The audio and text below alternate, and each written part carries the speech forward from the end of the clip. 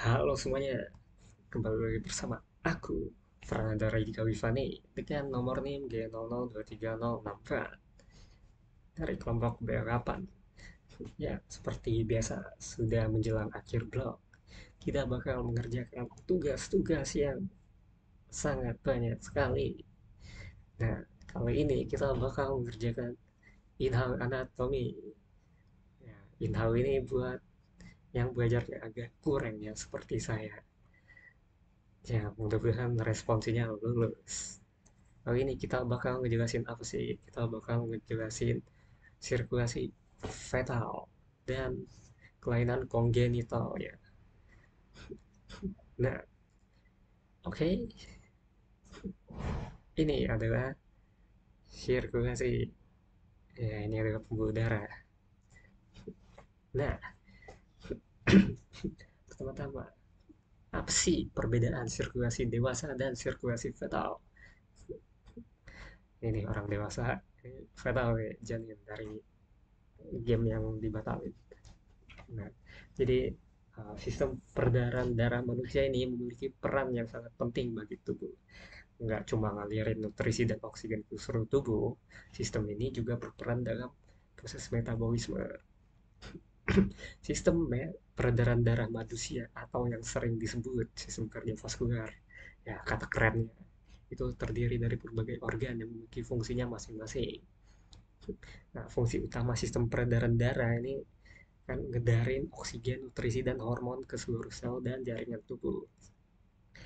Selain itu, sistem peredaran darah manusia juga berfungsi buat ngalirin sisa proses metabolisme kayak karbon dioksida buat dikeluarkan melalui paru-paru dan menjaga suhu tubuh itu tetap stabil. Jadi, sistem peredaran darah manusia itu berperan penting banget dalam mempertahankan kinerja dan fungsi sebagai sistem organ di dalam tubuh. Nah, pada orang dewasa kan darah, ya ini kita udah masuk ke perbedaannya ya. Ini pertama-tama itu pada orang dewasa nih. Pada orang dewasa darah tuh terdioksigenasi kembali ke atrium melalui vena cava. Nah, setelah melewati ventrikel kanan, pokoknya seluruh cardiac outputnya itu melewati arteri pulmonalis ke paru-paru buat pertukaran gas ya. Jadi, nah, darahnya ini udah teroksigenisasi, terus kemudian kembali lagi melalui vena pulmonalis ke ventrikel kiri, terus melewati ventrikel kiri dan memungkinkan cardiac outputnya itu memasuki sirkulasi sistemik melalui aorta.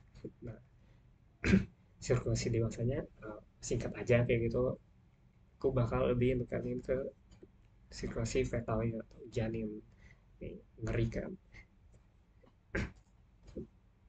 Nah, pointer. Nah, sirkulasi janin itu beda banget sama sirkulasi orang dewasa karena paru-parunya kan belum cukup matang buat memungkinkan pertukaran gas.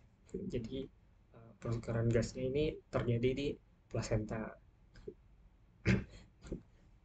lewat lewat plasenta pokoknya. Jadi selain itu sistem kardiovaskular janin itu disesuaikan buat memastikan darah teroksigenisasi itu paling tinggi disalurkan ke miokardium sama otak ya, pokoknya ke jantung ya sama otak.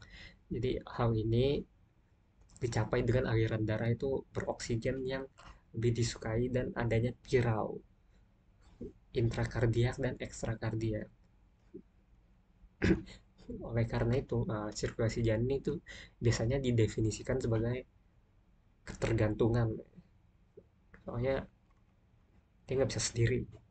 Jadi ada 4 adaptasi utama yang terdapat dalam sirkulasi janin, itu arteri dan vena umbilikalis, terus ductus venosus, terus ada foramen oval dan ductus arterius. Nah, foramen oval yang ter, yang bakal nutup gitu di fossa oval, bener ya. Nah, pokoknya di hati itu, pokoknya di bagian hatinya itu darah teroksigenisasi itu dari plasenta mengalir melalui vena umbilikalis yang bercabang jadi vena umbilikalis kiri dan kanan di hati. Terus vena umbilikalis kanan ini bakal ngalirin darah yang ada oksigennya itu ke hati melalui vena porta. Sedangkan vena umbilikalis kiri itu bercabang ke ductus venosus yang melewati hati buat ngebawa darah beroksigen langsung ke vena cava inferior. Nah, campuran darah yang ada oksigen ini dari ductus venosus dan deoksigenasi ini dari hati dan ke seluruh tubuh. Kemudian masuk ke atrium kanan melalui vena cava inferior, juga bercampur dengan vena cava superior. Jadi pemisahan darahnya itu 50-50 yang masuk ke jantung dari ya vena cava superior dan vena cava inferior. Terus di jantung dan paru-paru. Karena paru-paru itu nggak berperan dalam pertukaran gas. Jadi arteriol pulmonalnya berada dalam keadaan hipoksia. Hipoksia ini yang nyebabin vasokonstriksi paru yang pada gilirannya itu bakal ningkatin resistensi dari pembuluh darah paru dan tekanan dalam sirkulasi paru. Jadi artinya pada sirkulasi janin nggak seperti pada orang dewasa, tekanan di sisi kanan jantung itu lebih tinggi. Akibatnya afterload ventricle kanan bakal meningkat dan nyebabin darah mengalir keluar dari saluran keluar ventricle kanan terus melalui ductus arterius. Nah, itu yang di antara arteri pulmonalis dan aorta dan foramen oval. Itu antara atrium kanan dan atrium kiri. Jadi akibatnya sebagian besar darah melewati ventricle kanan dan paru-paru melalui atrium kiri atau langsung ke aorta. Jadi buat kemudian dipompa ke sekitar sirkulasi sistem buat kemudian itu dipompa ke sekitar sirkulasi sistemik. Jadi hal ini itu memungkinkan darah yang relatif kaya oksigen dipompa ke seluruh tubuh. Nah, terus aorta bercabang dua ini jadi arteri iliaka komunis kanan dan kiri, yang kemudian bakal terbagi lagi jadi arteri iliaka interna dan eksterna. Jadi masing-masing arteri iliaka interna ini ngebentuk arteri umbilikalis yang berjalan di sepanjang vena umbilikalis buat ngebawa darah terdeoksigenasi kembali ke plasenta. Ya, sirkus ini bakal berjalan terus sampai lahir gitu. Next, masuk ke kelainan kongenital. Ini kurang ya, kognital gitu. PFO, apa sih itu PFO? Itu patent foramen oval. Paten artinya tetap, paten selamanya. Jadi di kondisi ini nih di mana lubang pada jantung janin tuh nggak nutup lagi seperti yang seharusnya setelah dilahirkan. Foramen ovalnya itu kan harusnya nutup. Jadi saat di dalam kandungan jantung janin ini memiliki lubang kecil, ya foramen oval itu namanya. Dalam kondisi normal ini lubang ini biasanya bakal tutup pas lahir. Apa, buat FYI aja, banyak orang ini nggak sadar kalau mereka itu punya PFO karena emang nggak ada gejalanya. Meski walaupun dia jarang bergejala, ini bisa nyebabin migrain dan stroke ketika itu udah dewasa gitu. Jadi foramen oval ini lubang yang dibutuhkan apa waktu masih janin itu, ya pokoknya foramen oval ini dibutuhkan waktu masih janin doang gitu. Pas udah lahir ya nggak perlu lagi ya, ya gitu lah ya pokoknya. Foramen oval ini, paten foramen oval kan untuk foramen oval. Terus ada PDA. PDA itu apa sih? Paten ductus arteriosus. Nah, itu masalah jantung yang terjadi ketika uh, terjadi pas lahir gitu. Jadi kondisi ini dicirikan oleh adanya dan lubang atau shunt yang persisten antara aorta dan arteri pulmonal melalui pembuluh darah yang disebut ductus arteriosus.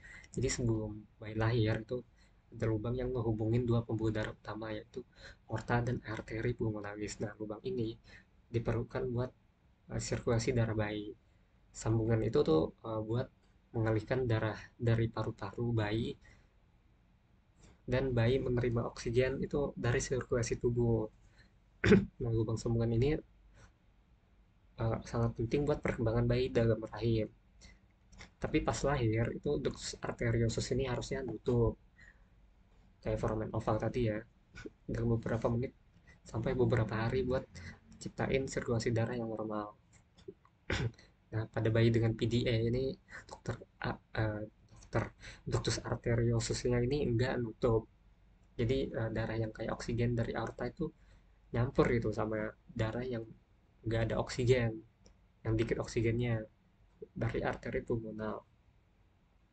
Lubang yang berukuran kecil ini seringkali enggak nimbulin masalah apa-apa dan enggak perlu pengobatan. Tapi lubang yang besar itu kalau dibiarin eh, nggak lakuin pengobatan itu bisa nyebabin darah itu ngalir ke arah yang salah. Jadi kondisi ini bisa nyebabin otot ngelemahin otot jantung sampai gagal jantung dan komplikasi lainnya. Juga PDA ya katanya sih belum diketahui ya. Jadi mungkin faktor genetik atau emang ya nasib aja sih nggak hoki. Biasanya ini karena prematur sih. Next. Next ada VSD, ventricular septal defect atau defect septum ventricle. Itu cacat jantung bawaan akibat adanya lubang pada jantung yang terjadi bayi lahir. Terjadi waktu bayinya lahir dan jantung ini berada di dinding atau septum. Itu pemisah ruang bawah atau ventricle dan memungkinkan darahnya mengalir dari ke sisi kanan dari kiri ke sisi kanan jantung. Jadi kan normalnya itu sisi kanan jantung itu memompa darah ke paru-paru itu buat mendapatkan oksigen dan sisi kiri itu memompa darah yang kayak oksigen ke seluruh tubuh. Nah, ventricular septal defect ini bisa bikin darah oksigen ini nyampur dengan darah terdeoksigenasi yang nyebabin peningkatan tekanan darah dan peningkatan aliran darah di arteri paru-paru. Nah, ini membuat jantung dan paru-paru harus bekerja lebih keras dalam ukuran kecil. VSD ini nggak bakal menimbulkan gejala dan bisa nutup sendiri. Ya, kalau besar ya perlu operasi untuk mencegah komplikasi. Jadi VSD ini terjadi waktu kehamilan kalau dinding yang terbentuk di antara kedua ventricle ini nggak sepenuhnya berkembang, ya ninggalin lubang. Terus ada ASD, atrial septal defect, ya kelainan jantung bawaan yang terjadi saat seorang bayi dilahirkan. ASD ini kan atrium, jadi pembatas antara atrium kanan dan kiri itu enggak sepenuhnya berkembang sehingga membuat lubang terbentuk di antara kedua atrium. Hal ini mungkin darah mengalir dari sisi kanan jantung ke sisi kiri, mengalami peregangan dan menambah beban pada jantung. Ya mirip-mirip kayak sama ini VSD dan yang ini atrial, ini ventricular,